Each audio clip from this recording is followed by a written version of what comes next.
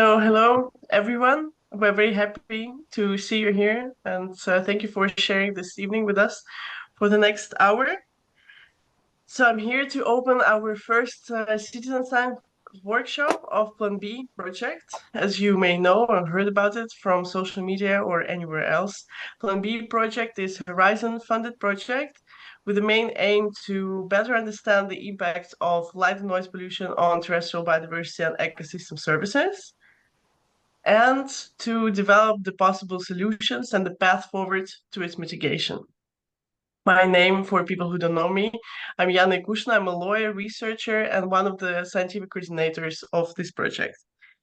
One of the major parts of our work is to develop a more precise, more accurate light pollution map of Europe.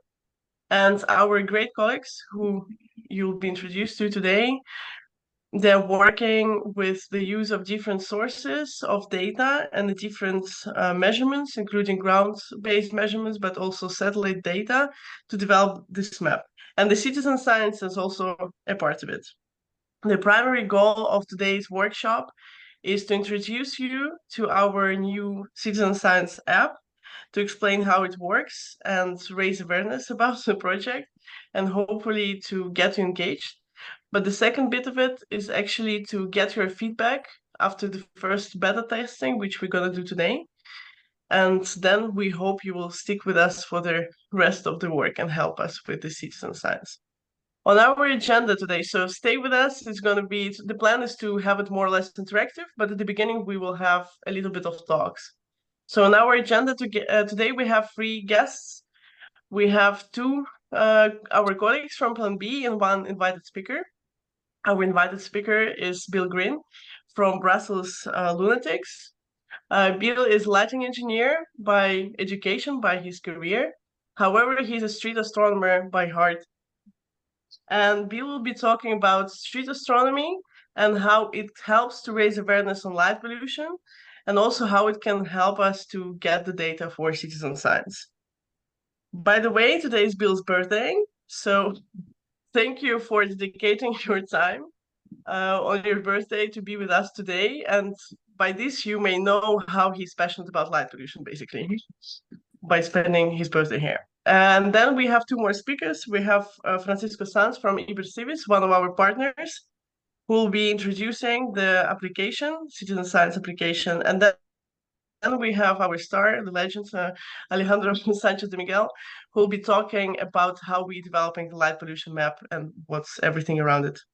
So after the talks, we will have a very small Q&A for the speakers, and then we will do the beta testing. We'll use Salder for that, but you'll be explained on the way. So please stay with us, and I hope you will enjoy it, and feel free to ask questions. And now I'm giving the floor to our first speaker, Bill. Please, the floor is yours. You can, I think, share your screen if you have a presentation. Sure. Yeah, thanks for welcoming me, guys. As Yana said, it is my birthday. All I really want for my birthday is bring your full attention to this meeting, come with an open mind. The people that are in this room, I've been following the work of Yana, of Alejandro for some years, and they've definitely influenced me and the conversations that I have with people when I'm doing astronomy outreach.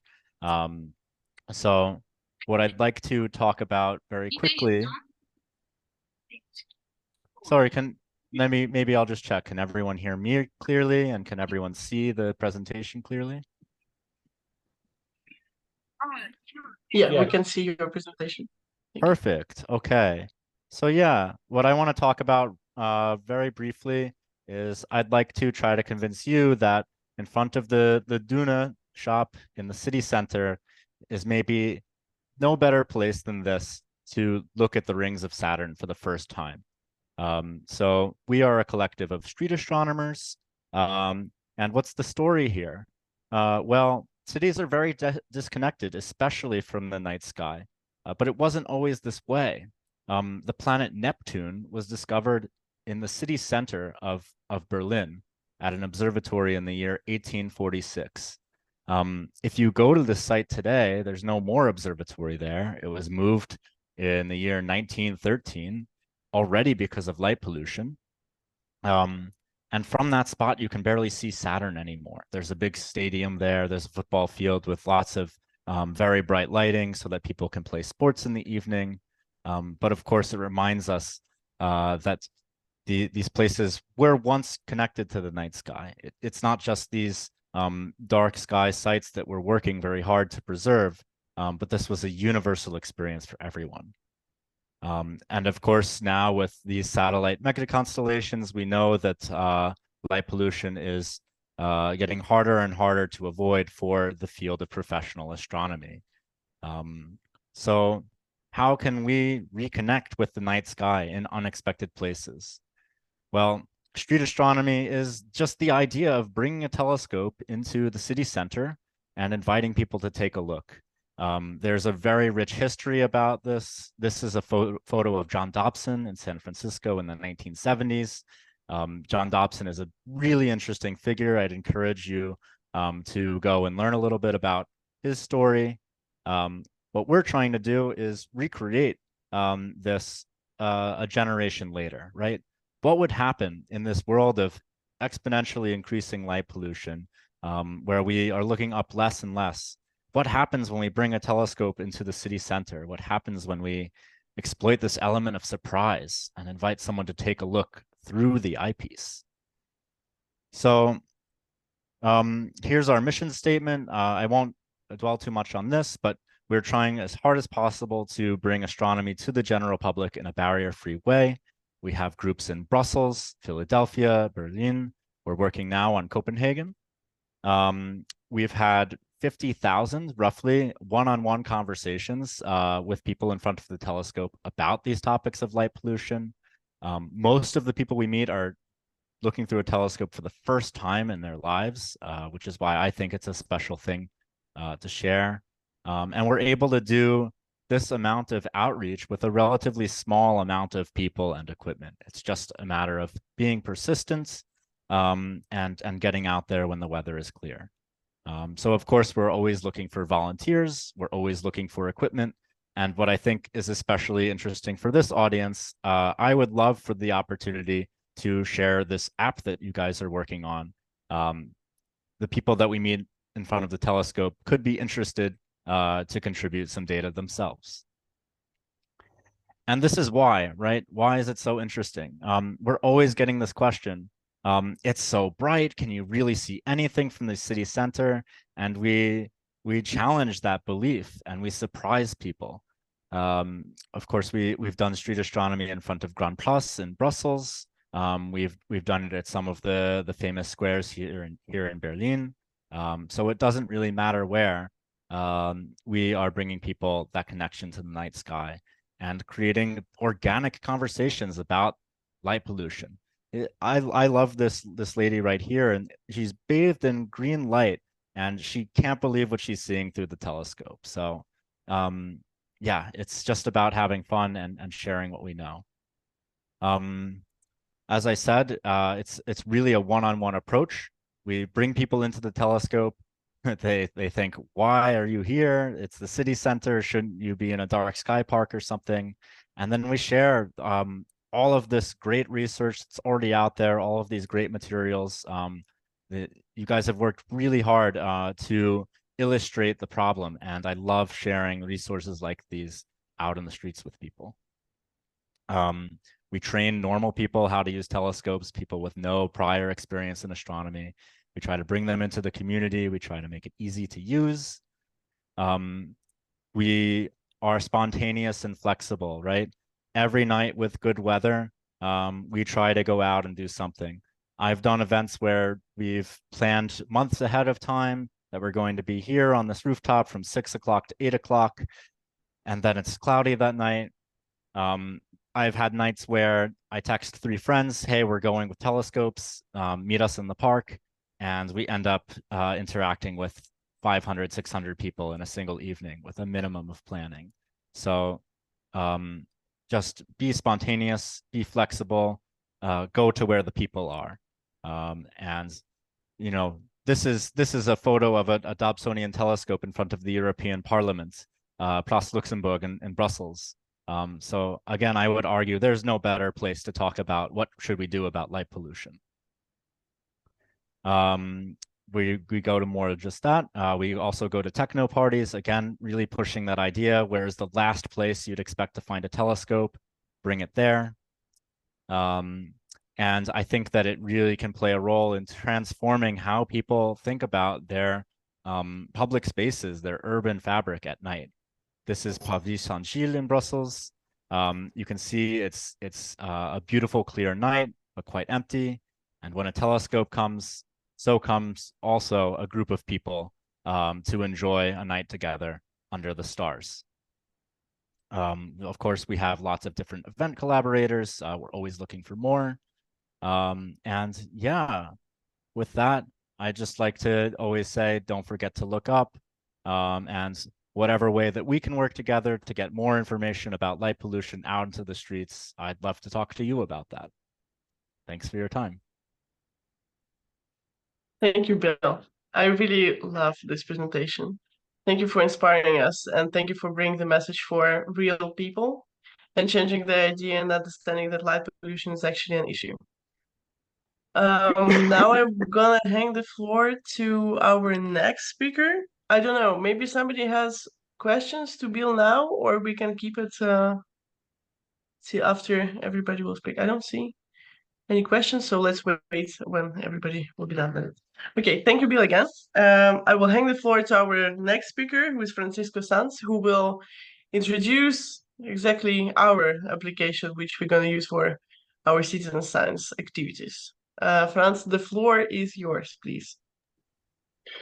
Okay, thank you very much, Jana. Thank you very much, everyone, for coming to this workshop in the afternoon of Thursday. That we know that is not the best hour, but thank you very much. So let me share my screen. It's going to be a very short presentation. I hope that it's not going to be too technical, but the nice part or the funny part is going to be after my presentation. So I'm going to be a little bit on the details of the application that, as you maybe know, is an application to georeferencize images taken by the astronauts about the International Space Station. And this application has been done with the help, invaluable help of Alejandro. But I want to show more or less what we did. So I'm working at a diversity foundation that we are doing citizen science here in Spain. We are a team of about 22, 23 persons doing almost citizen science. So very quick about the application. I'm going to be a little bit technical, sorry for that, but we did that using Django and Python. Django is a framework for developing application. And we are using GitHub in order to have all the code that you can make a photo in this world, and you will go to GitHub. And also you to know that we are using open license, European Union public license for the code. So you can also get the code and run the application if you want in your servers. So we are very, very happy if you can do that. Okay, on the backend, we are using Postgres as database, and we are using GDAL as a library in order to georeferencize the photographies from the International Space Station. And as we will show, this is a nice open source tool. And we are using that in order to do all the heavy work in the backend. It's also important that we developed an API, and that means that you will be able to submit images in order to do the georeferenciation, not only to participate doing that in our citizen science application, but also if you want or you have a set of images that you want to georeferenciate, we will open in the future this API, so you will be able to provide new images, because maybe some of you are working on these kind of things, and you need citizen scientists in order to help you. So this platform it will be open, and you will be able to do that. And we are providing, using GitHub, we are providing full of documentation on how to do that. And we are doing now this test, but we are expecting that very soon we are going to open this API for all of you. Okay, about the design, we use Figma. That is a very known tool to do design, and this is the first screenshot that I'm showing to you about the application that you will be able to use very soon. And yeah, just the last thing is that we are using for the front end, we are using Leaflet, Fabric, and jQuery in order to do all the front end for citizens. So everything in overall, and this is my last slide with this technical theme. We are using Django for almost everything, but in the backend, remember that we are using Postgres and GDAL, and this we are providing an API that is open. And in the front end, we are using Leaflet, jQuery, and Fabric. So we are going to test the application after Alejandro's presentation, but have in mind that this is our first version of the application, and we will have some issues. So we are going to do further improvements. As I said, the API will be open, and you will be able to provide new images. This application has high server-side CPU load because we are doing the georeferencing in our servers. So with this, we need to do this kind of test in order to be sure that we are having enough resources for a citizen science project. And as I say, your contribution is essential, not only for the images, but in these steps, your contribution is essential in order to be sure that everything is working fine. So about the basic usage of the application, you will need to wait until Alejandro's presentation. Alejandro will help us to understand how to use that and what is the best way to georeference the images. Thank you very much. Thank you. Thank you. Thank you for the introduction. I have a question to the audience. Do you already have any questions, or we will wait for the testing bit to go into deep? Okay. I don't see any questions. No, there is a question. It's for Bill, so let him read it.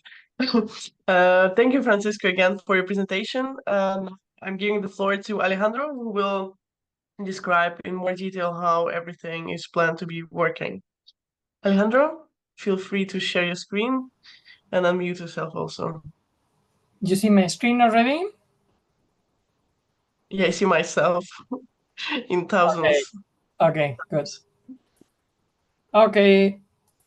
Now, welcome everybody to this party, because for me this is it's like a birthday party, not only for Bill, but also for Cities at Night.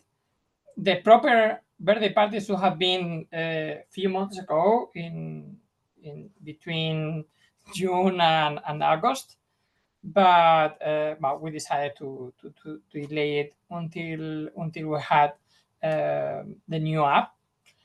Here are the logos of all the main institutions, not all the institutions that have participated in these 10 years of Cities at Night.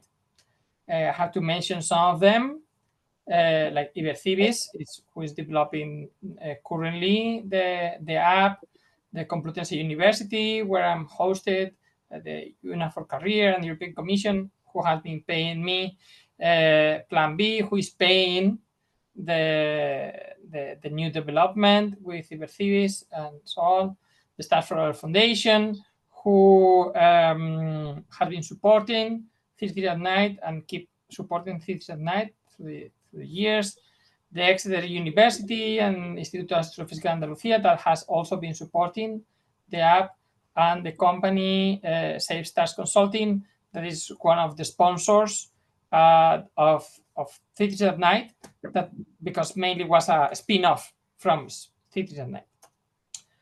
These are some of the people that started with Cities at Night. Me, Lucia Garcia, Pamela, Francisco was also from the beginning, but the main developer was at the beginning was Daniel Nombraña, but he stopped working on this field and he has moved on. And now the people that are more involved right now is Francisco, that has become the main developer. We still a lot of people from the Complutense. Jana is helping us with a lot of making this possible. Without her, this will have been not happening. Raul is hired at Complutense to improve the analysis, and well, many other people that I'm not going to mention, but have been very important for us through the years. And well, this is more currently. But obviously, the most important people for this project is the astronauts, because if they are not officially volunteers, is part of their job, they can choose which tasks they do in their it's not free time, because astronauts don't have free time, but it's like the projects that they can choose to do volunteer themselves. No? They can choose themselves. And first of all, right now we have Don Petit, that was one of the pioneers on nighttime astrophotography. No, so we are in a very interesting time, no, because we have him again at the ISS. And obviously, NASA and ESA have been supporting us in so many ways. For example, communication. No, well, probably this is known for everybody here, but I have to say it. Probably every one of you know this image. The only problem is that it's fake. It's an artistic representation where all the color that you see is false color. Now, it's a technique used a lot on outreach and communication. The real image is more like this. It's a black and white image where we cannot see colors. This is mainly because the satellite beers, well, the Suomi MPP and the instrument beers, was not designed specifically to study the light pollution, was designed to see clouds in Alaska. But that's where Cities at Night started 10 years ago. This presentation was made in 3rd of October of 10 years ago, so we are quite close. And we had a great success, mainly thanks to the press releases from ESA and NASA.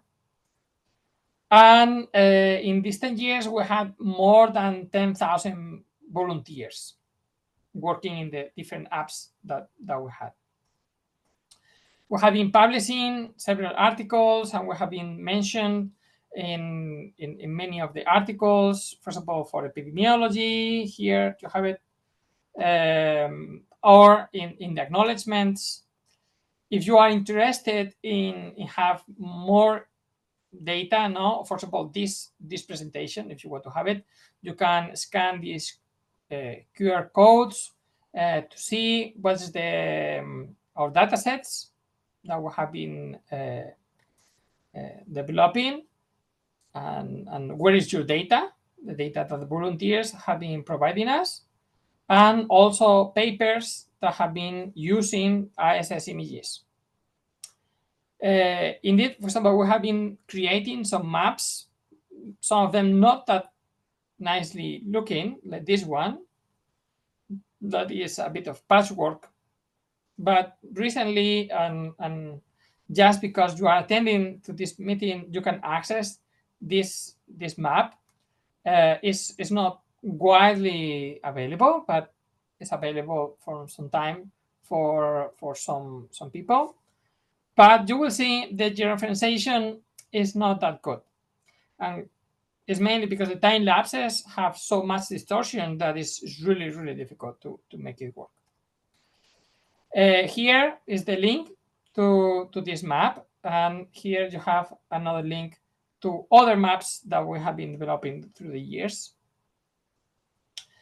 But why we are doing this? Well, the main reason why we are doing this and why we are inside Plan B is because the light pollution obviously is a threat to our heritage in the skies. Yeah, but way more important than that is the environmental impact that the lights have on the environment.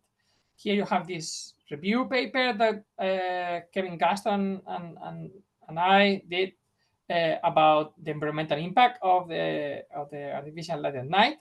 I have impacts, as you know, from human health, human safety with possible collisions in plants, animal, bats, pollinators, etc., etc., etc.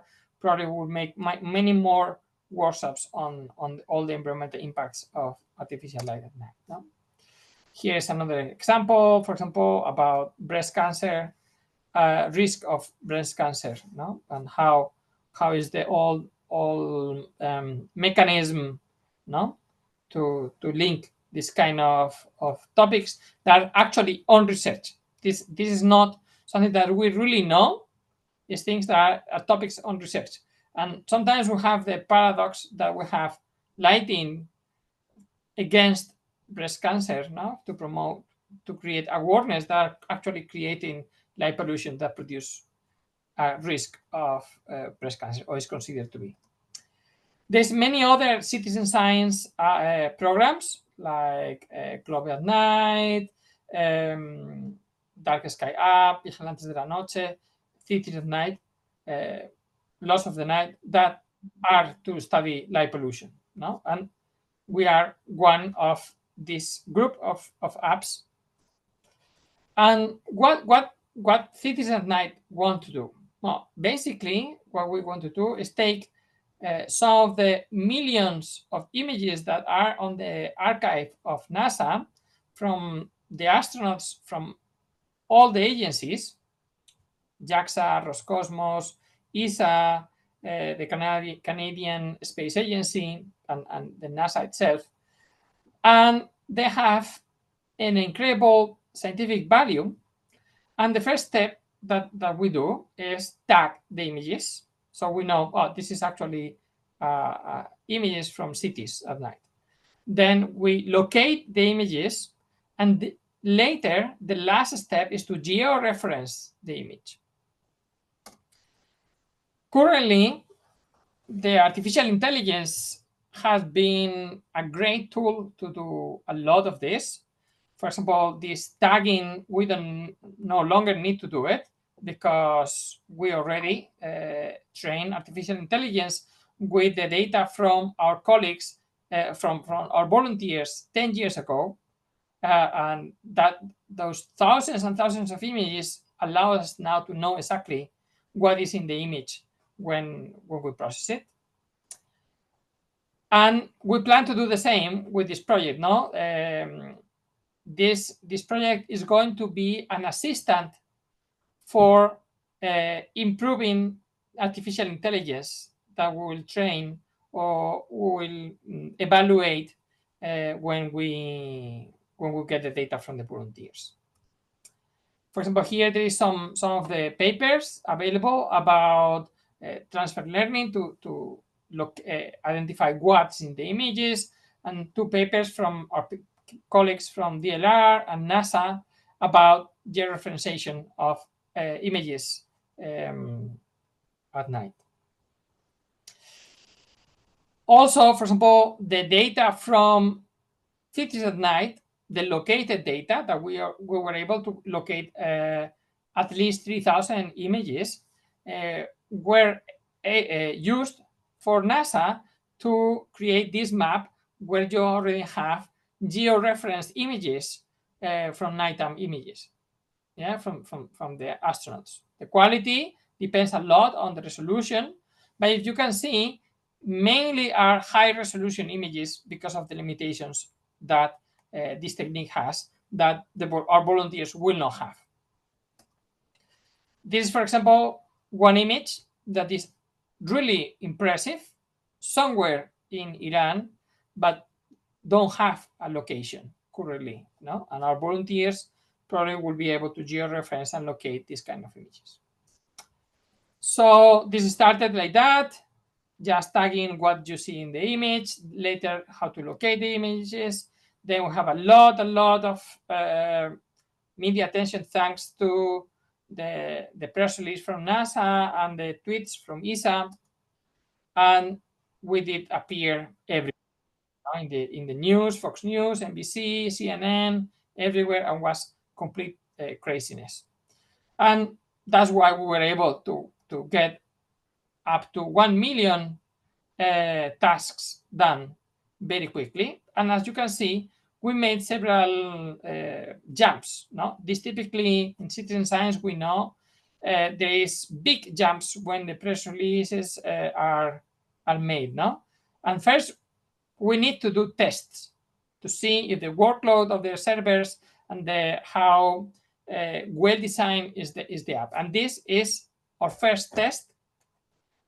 So this will be equivalent to the test that we did in Media Lab some years ago. See, this is some of the data that our volunteers located. Some examples of research. We created a lesson plan in 5 languages. We've got research with a huge impact. I think Chris is also in between our invites here. This was probably one of the highest impact papers, and had some images located by our volunteers. We had this map created with Cities at Night data, and also manually georeferenced by our staff at Exeter University. And we created this app that had 41,000, nearly 42,000 users. That was really easy to locate, but this was mainly for locating images that were already located by the astronauts, or by NASA, or by our volunteers. But now we were missing a more pro app, something that was more challenging, and will be available for us to do the hard work. When we do science, we mainly work with the raw data, but the raw data typically is very heavy. So that's why what we usually do for these tasks are the JPEG. And that is what you are going to see, because especially have the same information, but the color and scientific information is more important in the raw images, and they are accessible at the NASA website. This is how we calibrate the images. Not much interest on all this. This is the old Lost at Night app. Maybe we will make it available still for mobile phones when we fix some issues. This is the new app, is thanks to Plan B, and this is the group picture that we took in Belgium at the beginning of the project. And now we have this app that, I don't know if we are going to share the link in the chat. This was a bit of the quick summary of these 10 years. They have the other images here in case you want to check them later. I said that you have the presentation available in Zenodo. And now, Jana, if you want, we can go to the app and start playing. Depending if you want to make some questions now, or you want to start. We want to start playing. I mean, I think we can start. I don't see any questions yet in the chat. I think you can continue, and we'll see. Okay. I will raise my hand to delete some of the control points that I have here. So basically, this is for those that you already knew the first app. Is very similar, the how it works. Or if you are familiar with QGIS, this is very similar to other georeferencing apps. Basically, what we need to do is see this image that is the task, and we have a map that we can change the different layers. So we have different kinds of help. No, Here, this image is an image from BEERS, from NOAA and NASA. And this is the area of Barcelona. If you see, we can zoom in, zoom out, rotate the image. To rotate the image, you need to click on the right button of the mouse, and to put the control points is with the left button of the mouse. There's some instructions here that explains a little bit this mechanism. Probably we'll do a tutorial, more graphic in the future, but that's why you are here, to give us feedback on what you think that is important to put in that tutorial. And the first thing that we need to do is, first, if it's very difficult, just skip it and go to the next.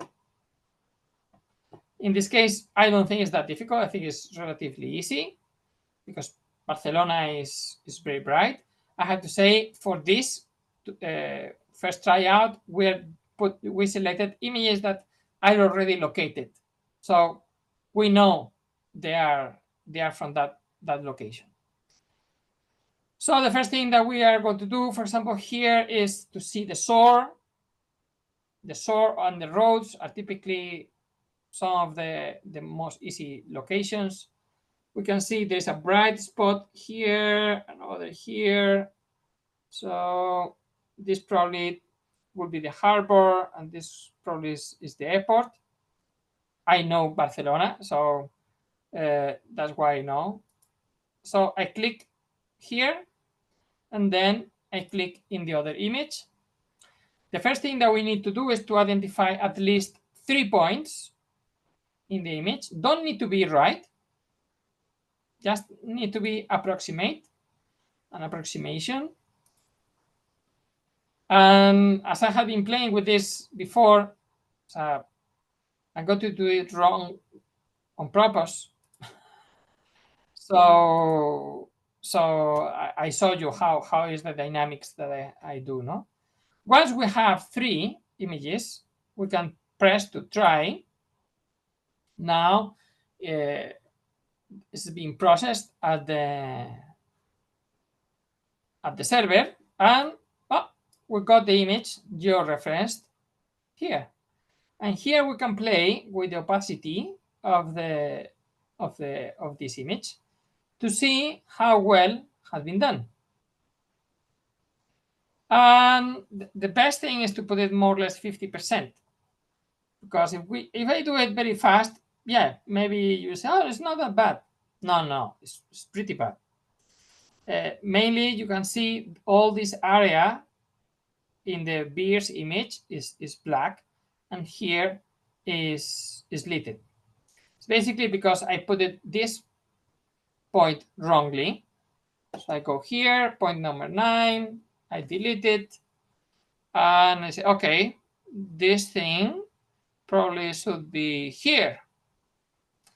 Okay, so I go here. That is what corresponds to the place. Typical error is, again, click here, but then we are not changing anything. And click again. And the thing has been improved. It's not perfect, but has been improved. By changing or keeping it at 50%, we can see better where is the places where we have made mistakes, or where we need more points. For example, this location clearly is off from here. We increase the opacity to see what is exactly that part. Oh, that part is this. Okay. And we click in the image, and then try again. If we don't need to press every time, but maybe at the beginning is good until we have a more clear image of how it should be. Here I see another place that is a bit off. Again, I click here, click here. I'm very good at this, so I understand that that might be not so intuitive for you. That's why we are doing this workshop. One thing that we want and we need is that the points are not too close to each other.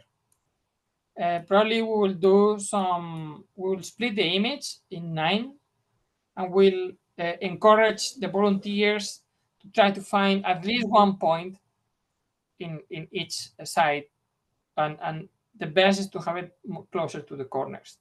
Obviously, here we have the ocean, and maybe it will be impossible.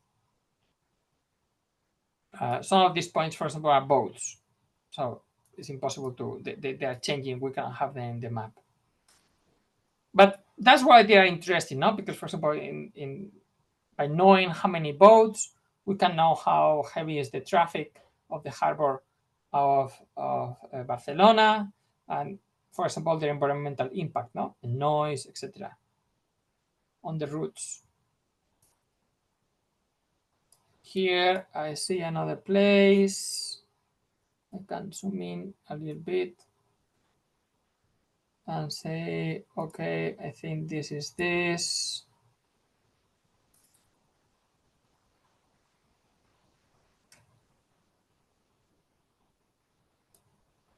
And see if it has improved. In general, yes. We have to be a bit careful in terms of if I put a point that is completely wrong, like here, and I got to put it here, and I press try. In this method is going to believe blindly what that point is that, and it's going to change the whole image according to that point. And all the image is going to be really bad. Yeah. There's ways of detecting this, because in theory the image need to be consistent with itself. So we can detect these points, but not now. That needs some processing. So don't be scared of putting points, just if you are obviously wrong, so you know that it's going to impact the overall georeferencing. But we delete it, and now maybe we can see, oh, this bright point maybe is linked to that, or not. No, this is a lot of try and error. We delete it, put it again, and I'm bored of this image. I think it's already quite good. Maybe I could improve several areas, but I'm bored. No, so I don't need to stay here putting points and points and points, because other volunteers are also going to see this same image.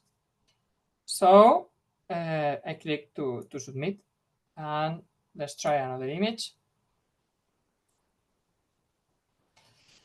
Okay, this is a more challenging place because it's not that obvious. I believe it's Verona. I think it's pretty clear that it's Verona. Here, for example, the beers is not helping me that much because it's a very high resolution image, and the OpenStreetMap is way better. In general, the roads are very good indicators for us to find the structures, and places like where is the airport, the harbor, these kind of places. Here I'm going to click, for example, in this bridge. Bridges, intersections are very good for these kind of things. Now I don't want to go a bit off. I see this very bright. This one is tough. The river, follow the river. for example, and follow the river, and I get this. And I'm not that sure, but I can imagine that more or less this has to be in this area. I'm not fully sure. So I'm going to click here, and let's see how bad or good I have done it. So now I can see some points are a bit off, but overall is not that bad, no? No, because this way at least I have the orientations of the image relatively well done. And now I can say, oh, this is the probably this bright stuff, and click here. Then I can remove the number 3. We have to be careful to try to not have the 3 points in a line. The best is that they are in a triangle. And yeah, we can start playing, no? As I said, to try to see how I can do this, no? Something that we need to improve is to be able to zoom in a little bit more. And as I said, the roads are typically also a very good indicator, no, to see if we are doing it right or not. Yep. Sorry, Alejandro. Yeah. Yeah. Do you think that maybe it is worth that participants can start to test themselves the application now? Yeah. So you can go to participants can go to this URL that we put in the chat. Yeah, Fits at Night. Dosatay.org, and then maybe we can have like 5 minutes so everyone can test, because we are going to launch a Slido after the testing in order to get your feedback and see how to improve this application. And meanwhile, if you have some question during your testing, please tell us, because we want to help you and we need your feedback. So yeah. And if not, I said, skip it. Or submit what you have and go to the next. Yeah, thank you all for being here testing this first version of the app. Please try to break it. We are almost 50 people here. Maybe the workload of the task could take some time, but please go through the front end in order to have all your feedback.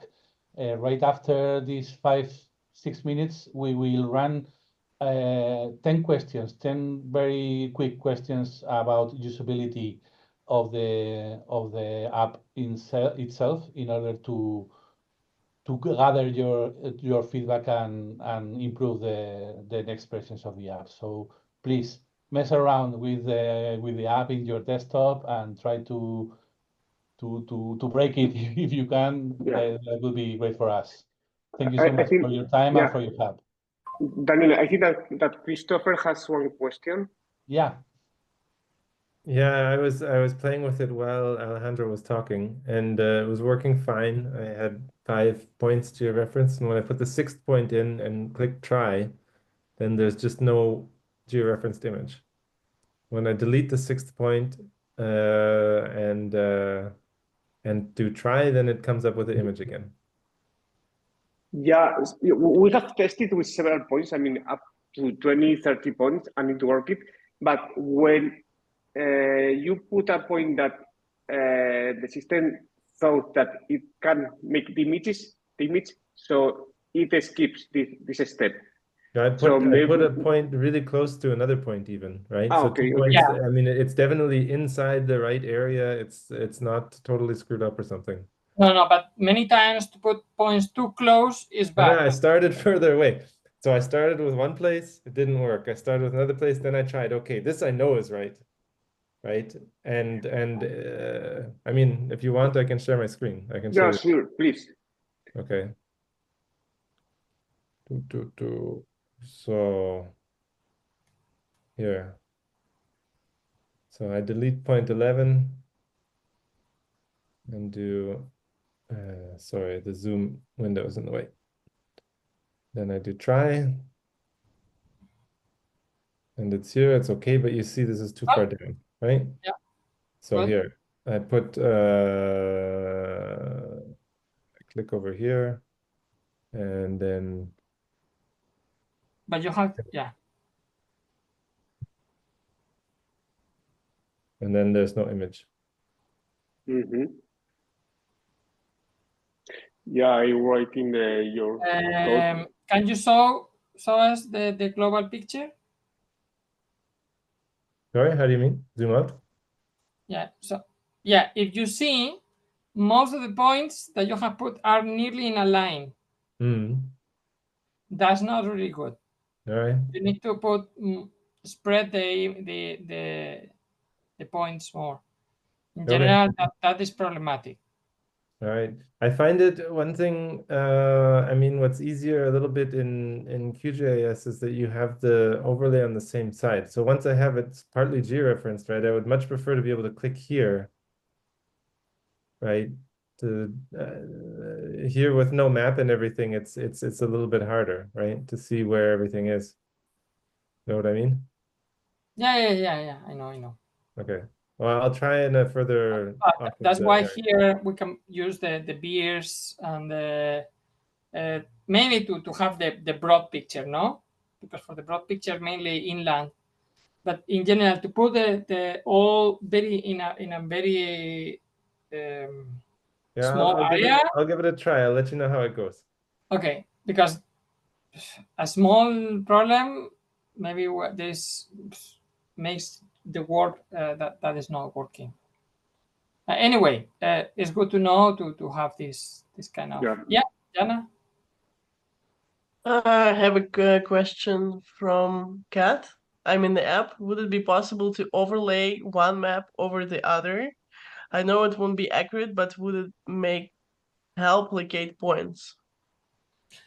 Oh, that's why when you put try, there is an overlay of the try. Yeah. So actually, that is what we can do. So what we could do is to synchronize once we have the three points, we could synchronize the two apps in the moment that you move one and you will move the other one more or less, at least the center, no? Because we know the transformation of the pixel, but it's not fully obvious, and this needs some computation. So we have to balance that, no? How much we do the computation. That is what, if we have many people working on the app, what can produce some issues. So any feedback is nice. Yeah, you can scan the QR code to go to Slido to answer the questions, and then we will share the results. But if you still have any questions how to use the app, feel free to raise your hand here or put the question in the chat so we can try to answer it immediately. Thank you. Yeah. Your participation in this is very important. Yeah, once you mess around with the app, you can click on the chat link in order to have the first question of the pool. So please, whenever you're ready, you can start giving your feedback. Thank you so much.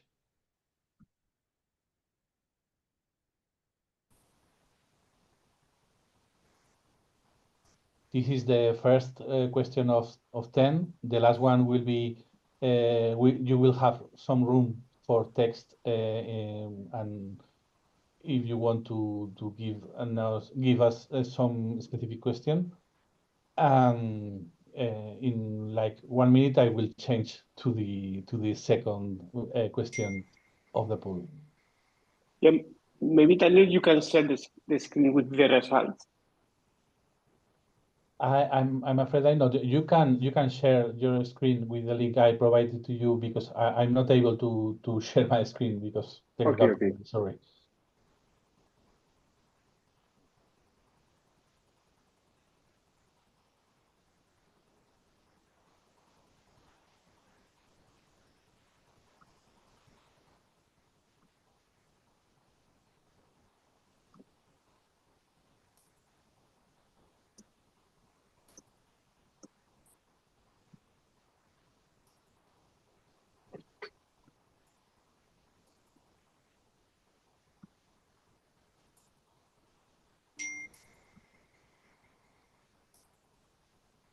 Okay. Anyone has question with the interface or whatever problems you're encountering?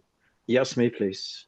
Peter here. Yes, Peter, Okay, please. yeah, I was just trying a little bit around, and what I was wondering, on the right side on the map, there is a maximum of zooming in.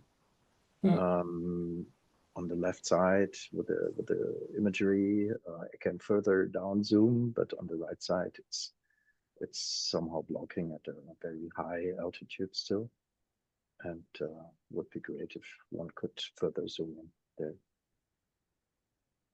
Yeah, I think you are right on that, because we limited the zoom for this testing to 12, to leave left in 12 the level of zoom, but we need to increase, and this is something that we were talking with Alejandro, that for the final version we need to increase the zoom for the map. Yeah, thank you. Thank you. Yeah, here you have the second question of the pool. How smooth was the georeferencing processes? I keep for 30 more seconds in order to go to the third one.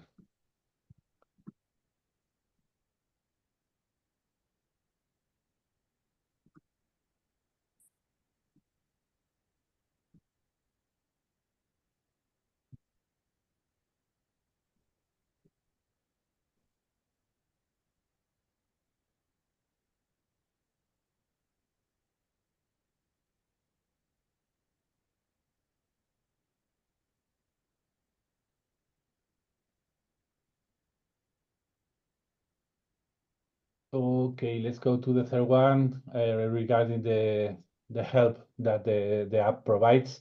This is a work in progress, but any feedback about it, it will be more than welcome. We have planned to do a video tutorial about the use of the app, but for now, this is what we have so far.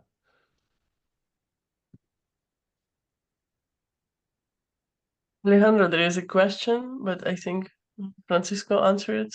But maybe, yeah. I think somebody answered it. Have you tried to use Autopano C to try to detect the first control points? Well, I was going to answer. Yes, so indeed, these images that we are using now, once you already know the location of the image, NASA and DLR, what they have used is OpenStreetMap to locate these control points. The problem is when the image is too wide, that don't work because of the distortion of the lens, and also sometimes don't work for other reasons. No, like roads typically are a good guideline when you are in a broad picture, but many times it's not the road itself. What is lit is factories, something around. So it's what we are doing here is collecting data to train better. No, also, for example, we have data that is higher resolution than beers that we have for Europe. If we have time, I could show you very fast what a preview of what we'll launch in a few months and what is available already for Spain, Spain and Portugal.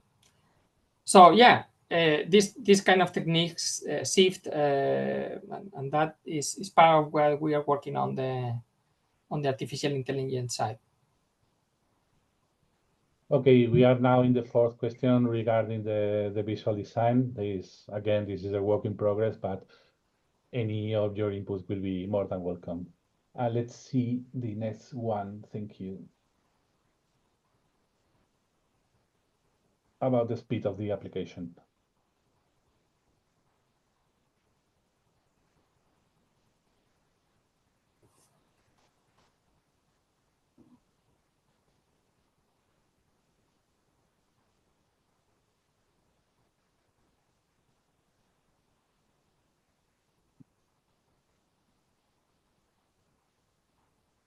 Yeah, this one is important because, yeah, as I said, we are doing all the heavy calculations in the server, and it takes time. It takes like 2-3 seconds in order to do the georeferencing, and yeah, we have some doubts for participants that this time is going to be too long, or people will understand that it requires time. So yeah. Yeah, and also, for example, we are scared of we doing this in a classroom with 30 kids, will overload the server. So that's why it's really nice to have so much people here today. Yeah, but the nice point here is that, I mean, nice point. The reality is that you need some time in order to put all the points. So yeah, although there is workload, or there is CPU time, so you will have like 30 seconds in order 1 minute to put all the points. So yeah, the ratio is nice. So.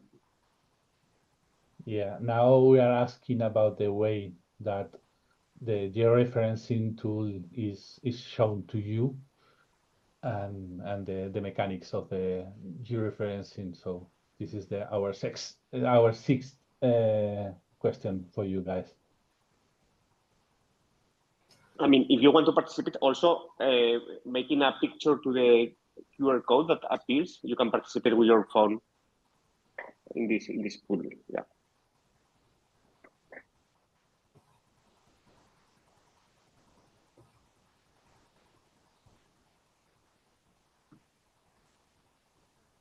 Okay. Thank you for your votes, guys. We are talking about the next question is about books or issues. I think the people you are already talk about in live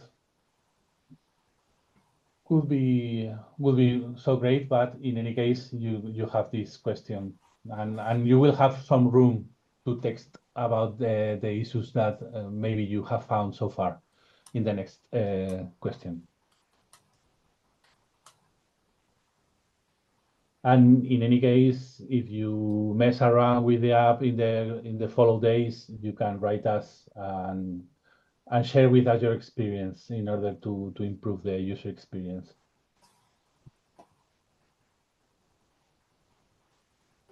Yeah, Daniel told us in the chat that yes, we need to provide some short video tutorial because yeah, it's intuitive when you know what you need to do, and when you did some maybe when you come from scratch, or it's your first time, is a little bit confusing. But that's why we are going to set a YouTube tutorial, a video tutorial, in order to have everybody on board. Yeah. Let's see the point is that Alejandro did that a lot of times. Yeah. So he knows very well how to do that. Yeah. Yeah, but I have a YouTube video for QGIS that is similar, but it's not the same because the zoom and the setting. This is supposed to be more easier, no? But yeah, and I know because I have tried this with my family, no, and there's people that don't find this spatial thing not that easy, no. So we know this app is not going to be for everybody. Probably amateur astronomers and people that are really interested, even researchers, will be more interested. We have to be clear that this work is hard. We know it's hard, yeah, and that's why we needed to found a company to do this, no? Because we couldn't do this on our research basis all the time. But one of the nicest thing of this is that once we have good georeferencing, we can calibrate the images on batch, no, automatically, and even if it's bad for our company, it's a spin-off of Cities at Night.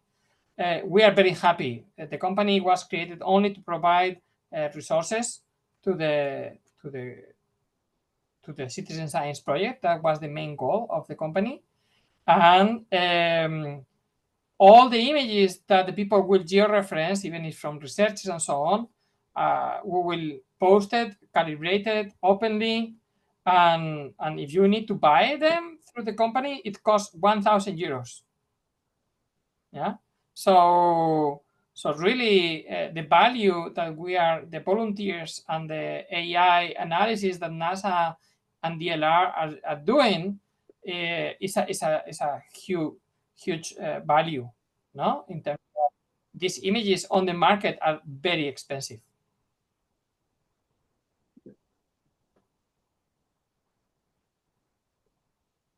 Okay, I think we are all agree that a video tutorial is more than needed from the use of the app. So that's very good to know. I don't know, Fran, if the app will be up and running in the next days in order to make some proofs if anyone wants to spend 15 minutes tomorrow or the day after or whatever, and keep giving us the feedback. I don't know how will be the status of the platform, the app in the next days, or you have to run more tasks or. Yeah, the app is going to be online. Lot of time we are Okay. going to do we are going to do some improvements, but the idea is to have it online and have tags inside the application and trying to improve day by day. I might get at the video tutorial the zoom probably in the map to increase the zoom and some improvements in the user interface and maybe the mobile, but I don't know. We are not pretty sure about the mobile. Maybe the tablet, yes, but maybe not the mobile phone. But yeah, this is something that we need to think in the next days. Yeah, since we have all your contacts, maybe we can share with you the upcoming updates of the app and come back to you with some help because I think it is so useful for us, all your feedback. I also have put the link to the Cities at Night newsletter in case you want to get updates in general or polls. For example, we would like to know what will be the best way to reach the volunteers, to have a Slack channel or Discord, or no, you prefer just go through Twitter. So it's something that we have to discuss. We don't have much people to do this job because it's Francisco, Daniel, Raul, me, and not much more. But there is a lot of people that if we build a nice community, we can do volunteer to volunteer support. Okay. We are gathering the chat comments too. Thank you, Peter, for your input. And we are 10 minutes after the schedule. Jana, please, the run is yours if you want to close this workshop. First of all, I want to add, just a second. I'm adding to the chat newsletter also because we're gonna share some news there as well. And I don't know, I think we had a successful first launch. I'm very happy that we tested it already. I hope we'll stay in touch with everybody. And if you have any specific questions, feel free to contact us and we will come back very soon. And thank you for being with us this evening. And sorry for 15 minutes over time. Thank you, guys.